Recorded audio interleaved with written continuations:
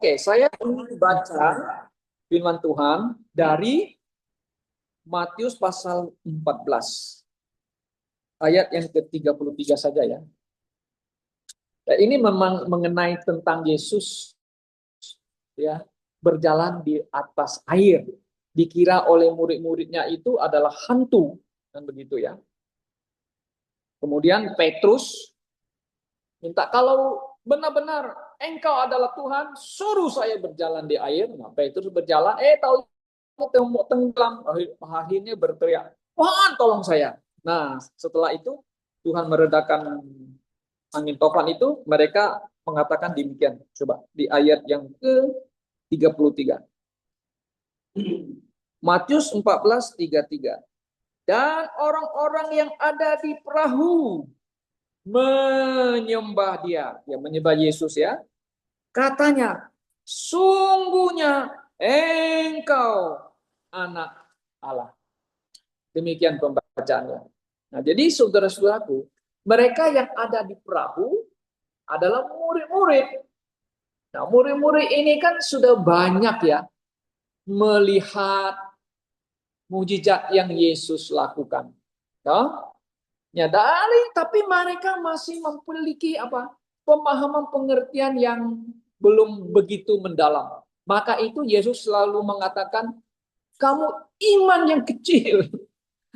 Bukan berarti nggak punya iman. Iman yang kecil, kalau saudara membaca itu di dalam teksnya ini, adalah iman yang kecil. Yesus juga pernah meredakan angin tofan pada waktu dia sedang tertidur di perahu. Mereka ketakutan, kita binasa Tuhan.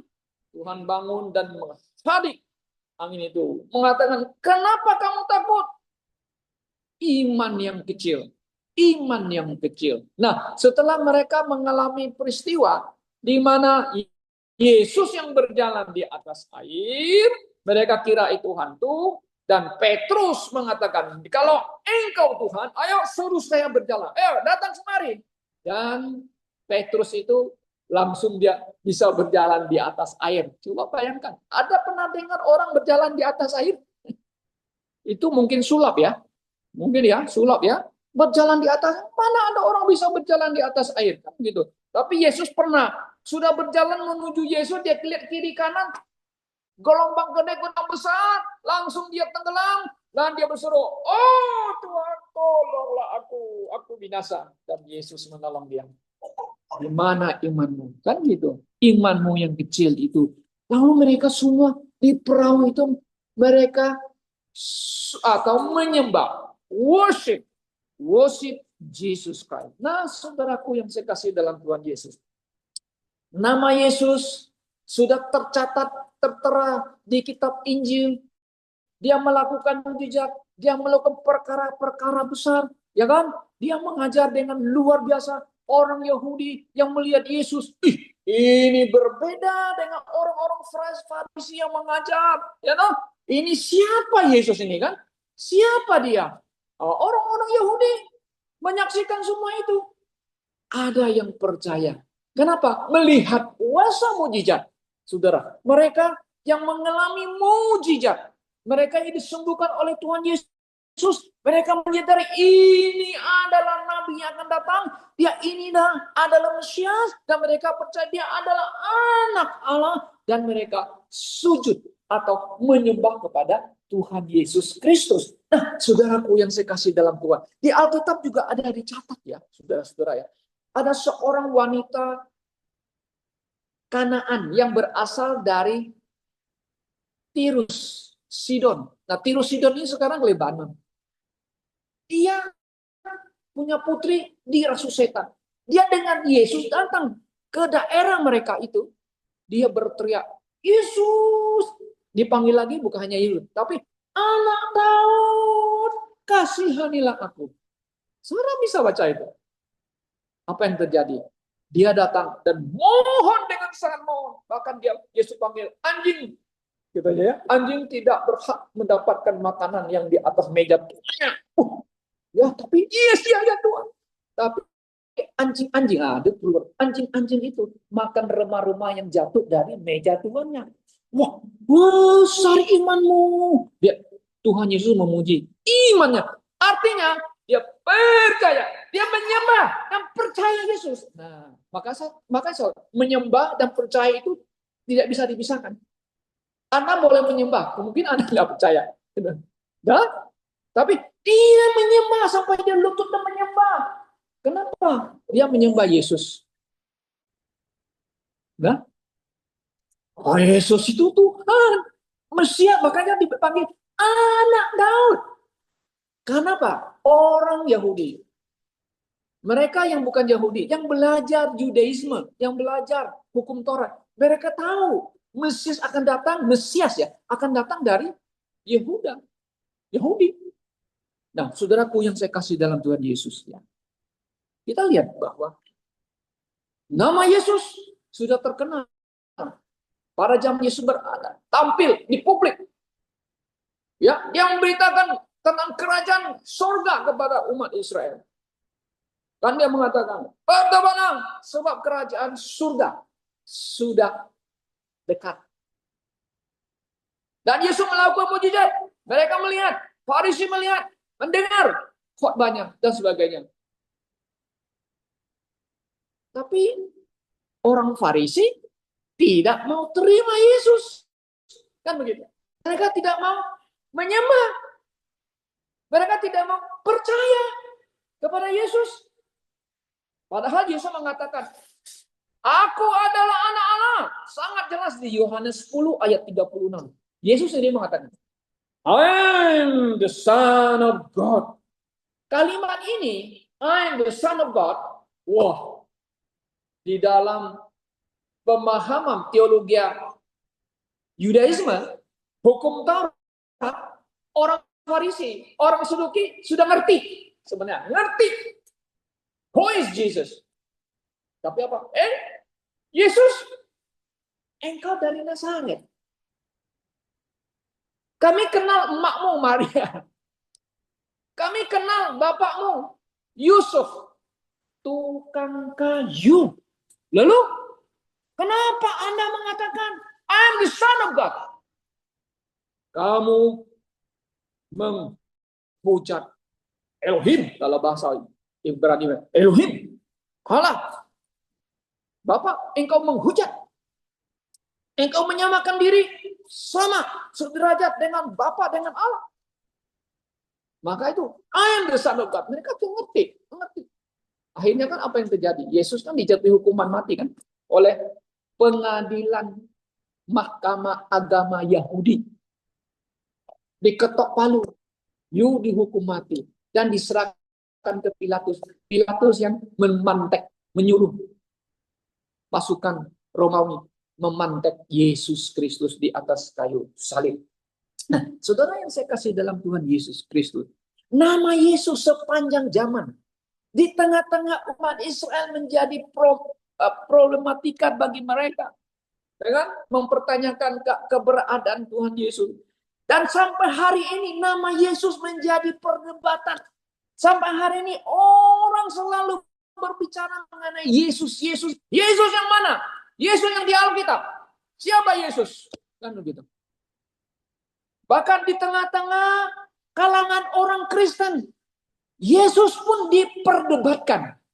Perdebatkan apa, saudara-saudara? Perdebatkan tentang deity. Deity itu ketuhanan Yesus. Memperdebatkan humanity, kemanusiaan Yesus Kristus. Di kalangan orang Kristen loh. Dia jangan heran. Makanya mereka selalu bertanya, siapa Yesus itu? Zaman dulu, tengah-tengah umat Israel dipertanyakan. Sekarang di zaman gereja dipertanyakan. Dan sekarang juga diperdebatkan di kalangan orang non-Kristen. Ya kan? Enggak. Maka nama Yesus itu sebenarnya nama yang amazing. Maka enggak salah. Bahkan Nabi Yesaya itu di pasal 9 itu mengatakan, ini namanya nama yang ajaib.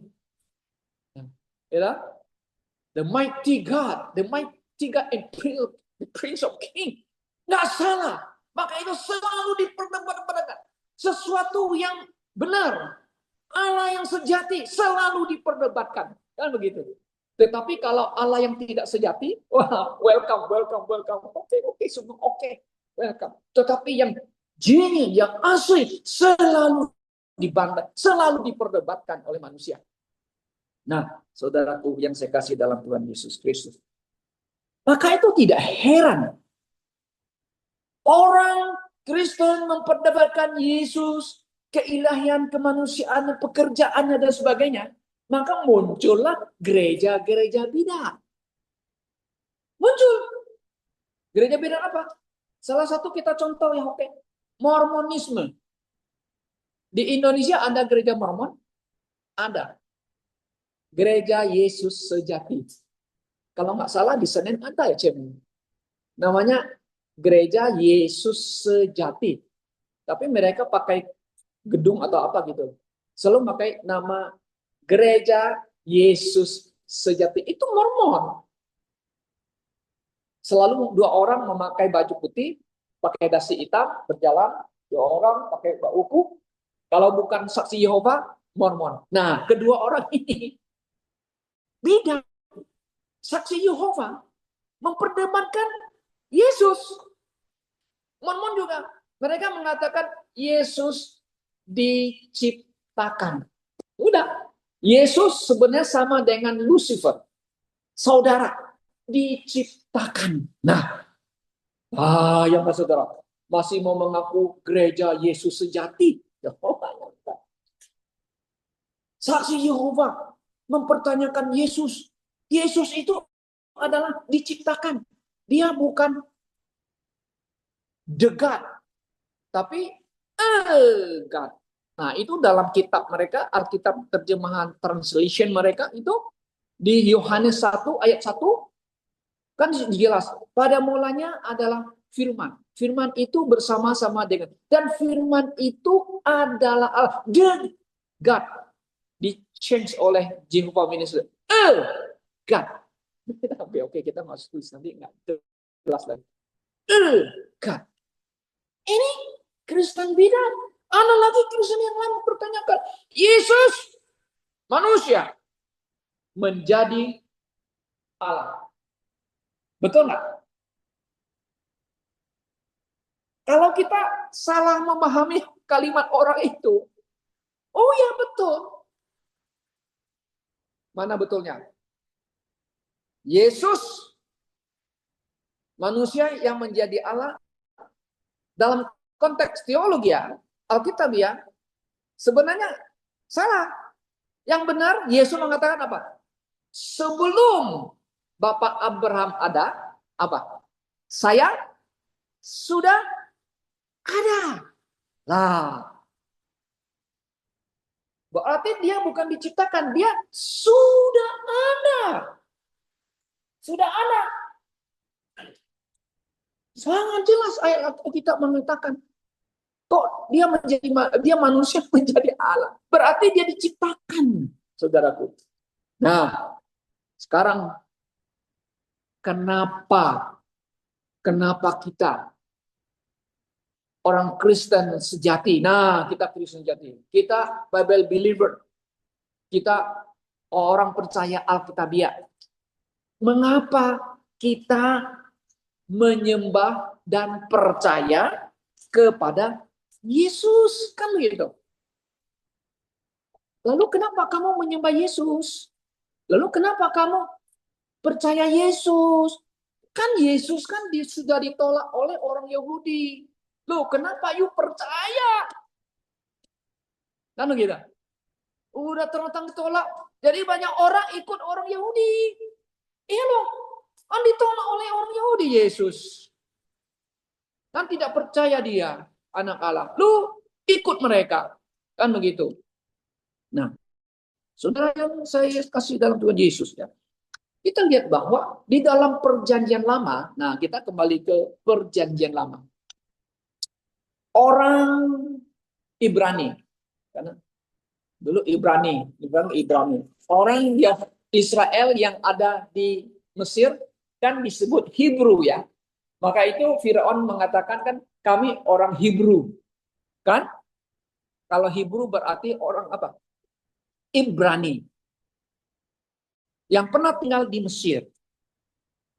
Nah, nenek moyang mereka adalah Bapak Abraham, Ishak dan Yakub. Mereka menyembah siapa? Kan gitu kan. Mereka percaya kepada siapa? Kan gitu.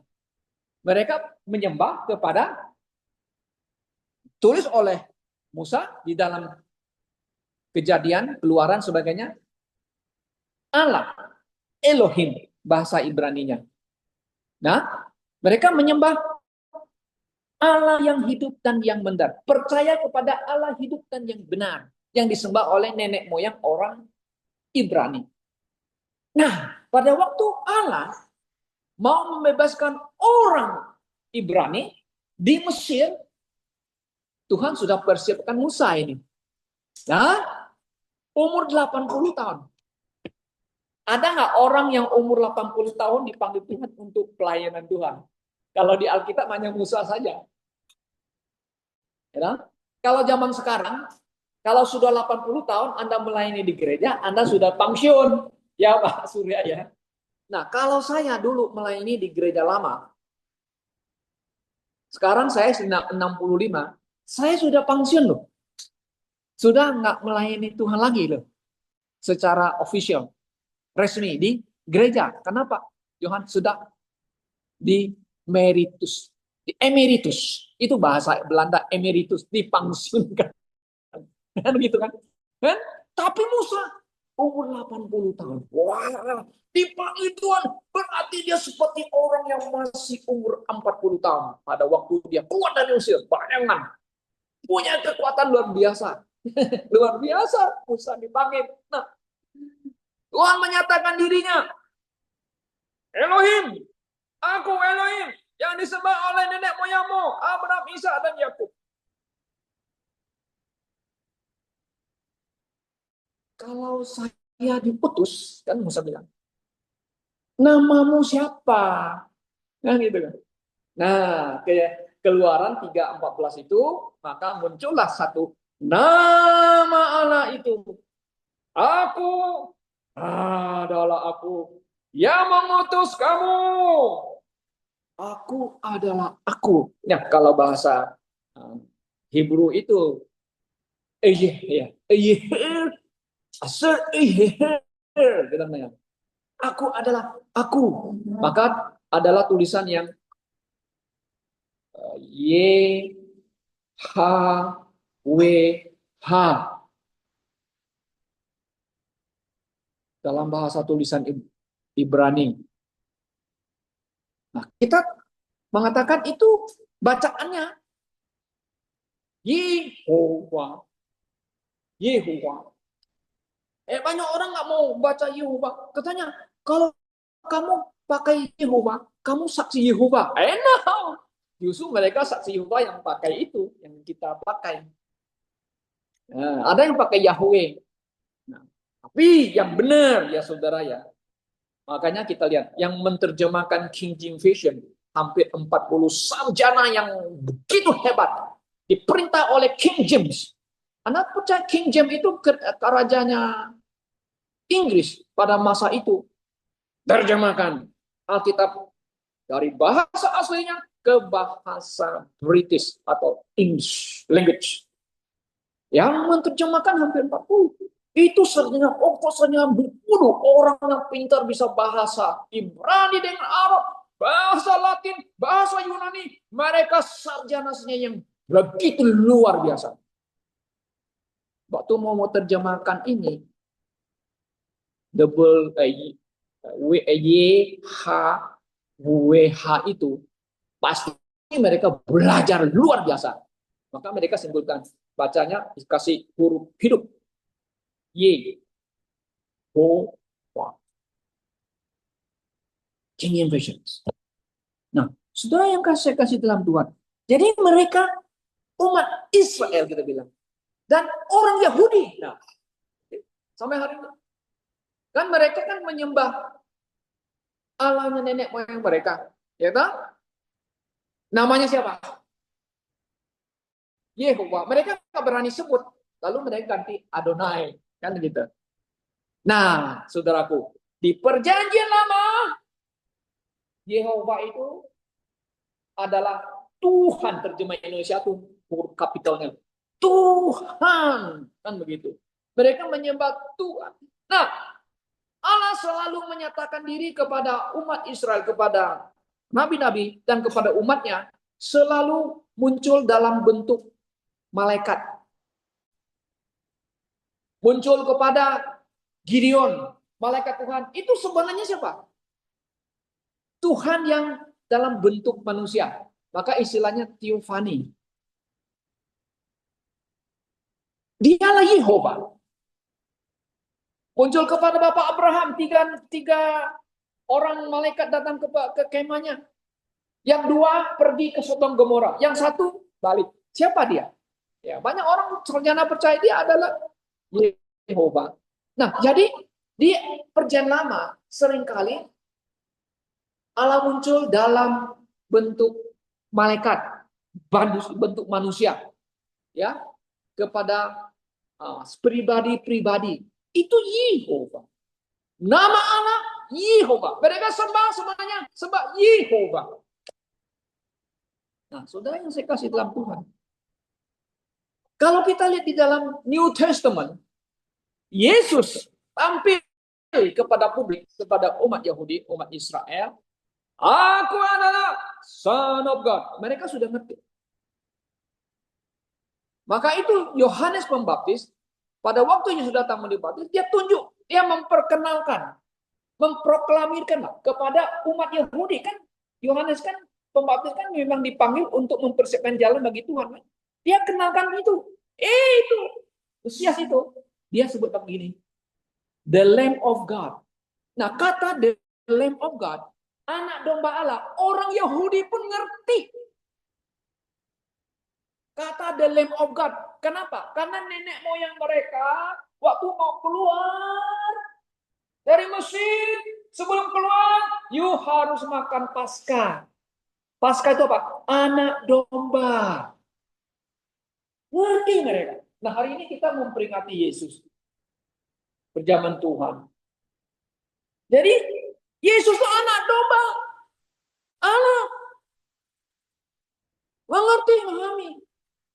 Lihat anak domba Allah yang apa? Menghapus dosa isi dunia. Dia datang apa? Yes, seperti domba yang dipersembahkan oleh mereka di bait suci tabernakel sebagai penebusan. Domba-domba yang dipersembahkan itu ya sebagai pengampunan dosa. Yesus yang mengampuni dosa. Nah, saudara, yang saya kasih dalam Tuhan Yesus, mereka kan di PL kan semuanya menyembah kepada Yehova. Nah, di dalam New Testament, siapa itu? Yehova itu. Dia adalah Yesus.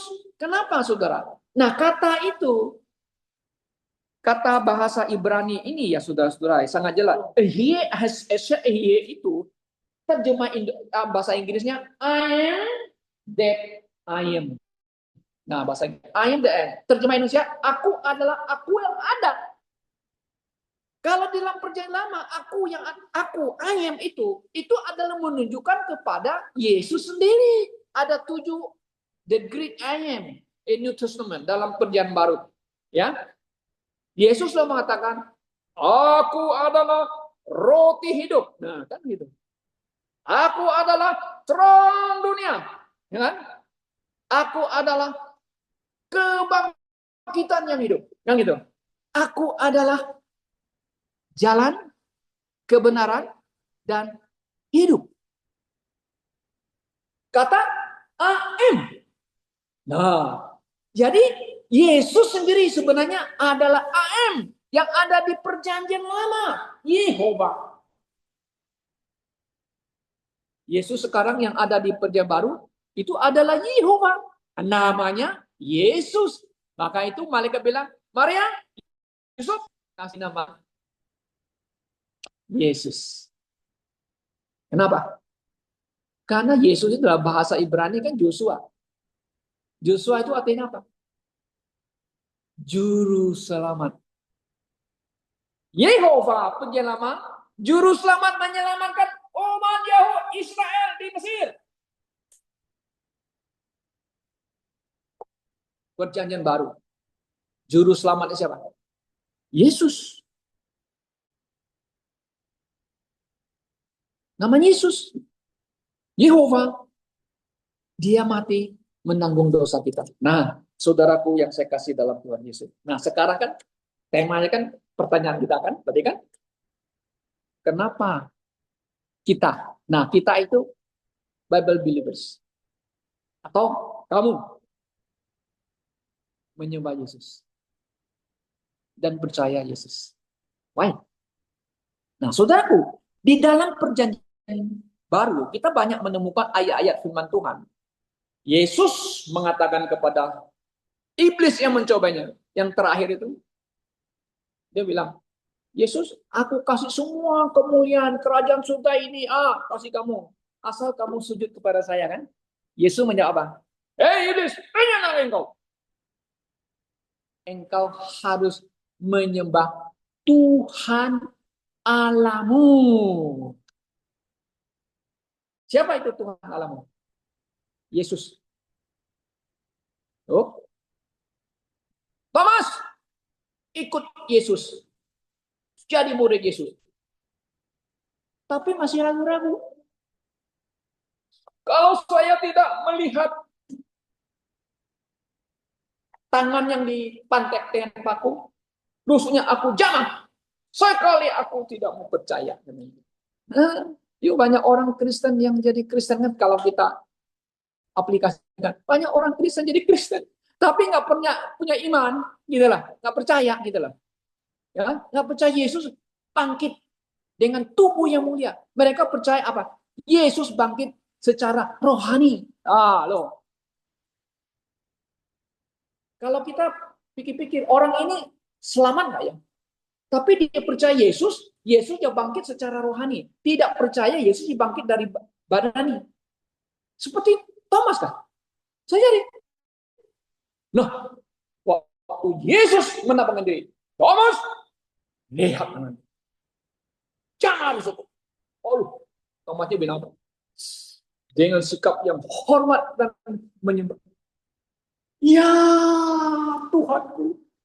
Ya Allahku. Saudara, itu kan menyembah. Ya kan? Menyembah percaya. Yes. Nah, ada satu biksu yang terkenal. Sudah tua dia. Terkenal dia di Asia ini. Namanya Lian Chen. Mungkin ya Lian Chen. Kalau you buka YouTube itu. Biksu yang menyatakan Yesus adalah guru yang baik. You bisa. Dia mengatakan. Yesus itu sifu. Wow, luar biasa. Orang orang baik, rendah hati, mengajar cinta kasih. Hebat kan? Omongnya benar nggak? Nggak ada salah kan? Nggak ada salah. Kita sebagai Buddha yang melakukan ritual Buddha, kita harus menghormati Yesus katanya. Seperti bagus kan? Hanya dia tidak mengakui Yesus adalah Tuhannya dan Allah. Nah, itu bedanya. Saudaraku, di dunia ini banyak orang mengagum Yesus. Oh, yes. Tapi mereka tidak menyembah dan percaya kepada Yesus. Yesus guru besar, yes. Guru hebat, yes. Mengajar cinta kasih, sederhana. Mencuci kaki murid, luar biasa. Tapi mereka nggak percaya Yesus adalah anak Allah, Tuhan. Dan juru selamat. Kan gitu. Kenapa Anda percaya menyembah Yesus dan percaya Yesus? Baik. Kenapa saudara-saudara? He is God. He is Redeemer.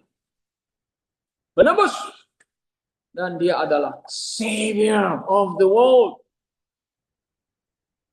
juru selamat. Nah, orang Samaria menyembah Elohim di Gunung Samaria.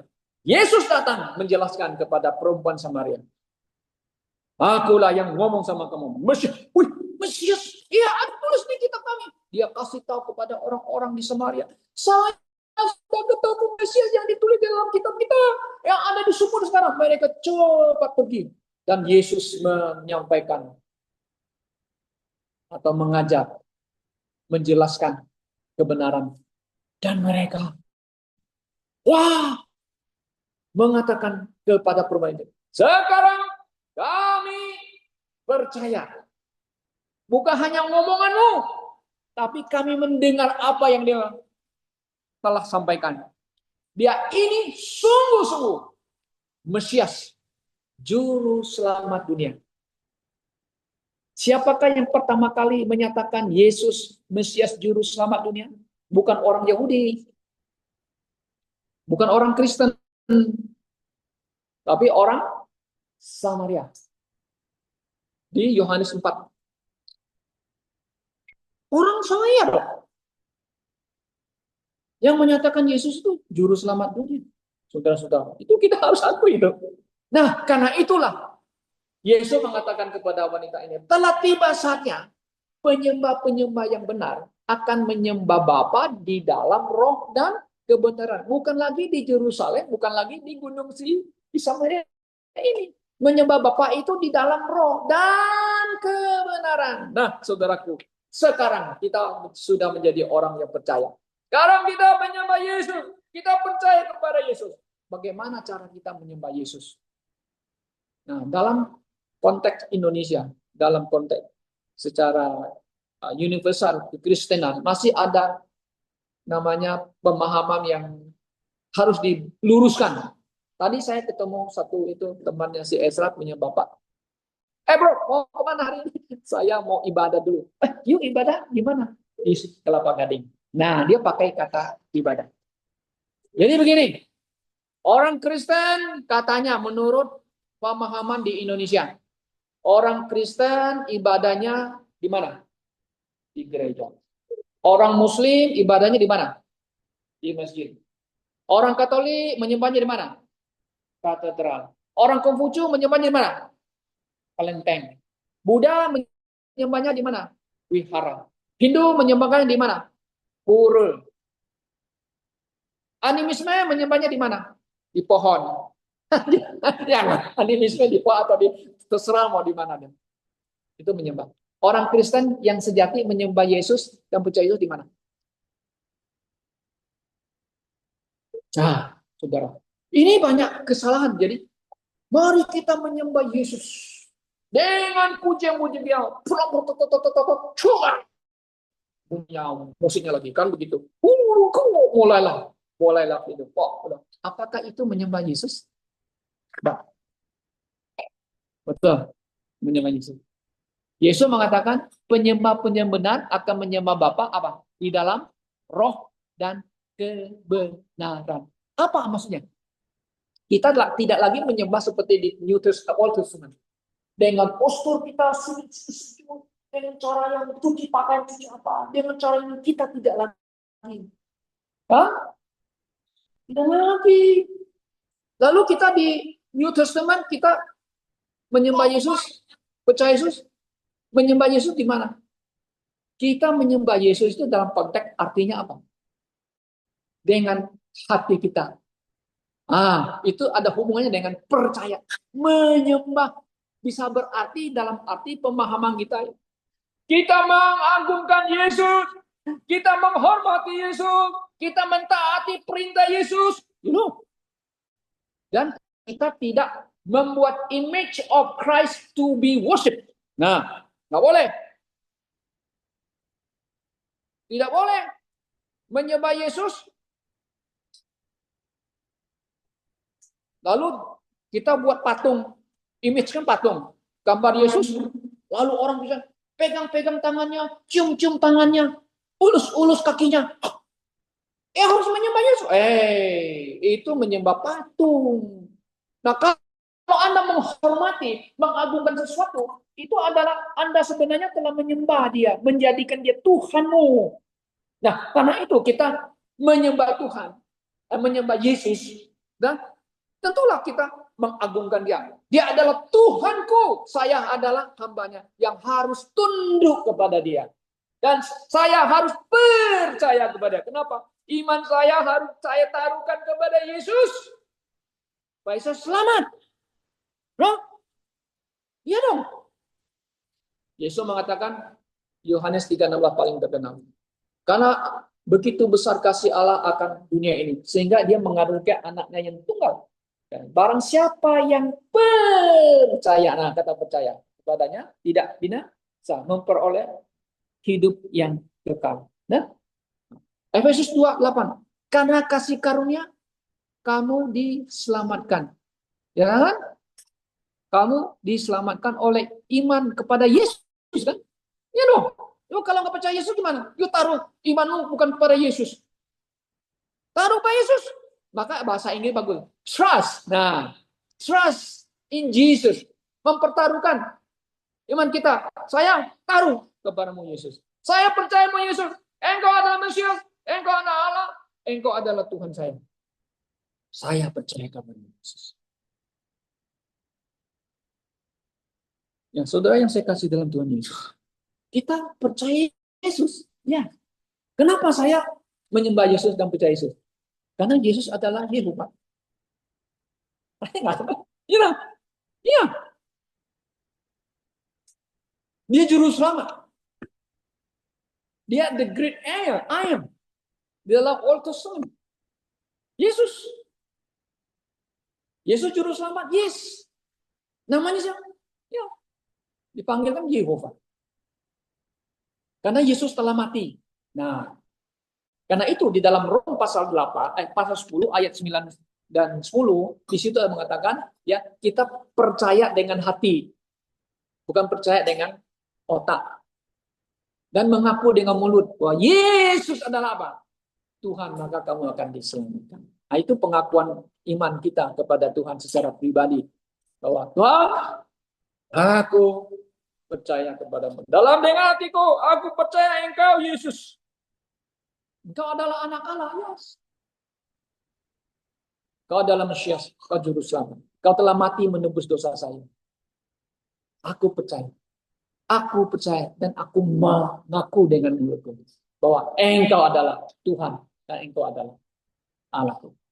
Ya saudara, siapa yang engkau percaya? Jangan salah percaya.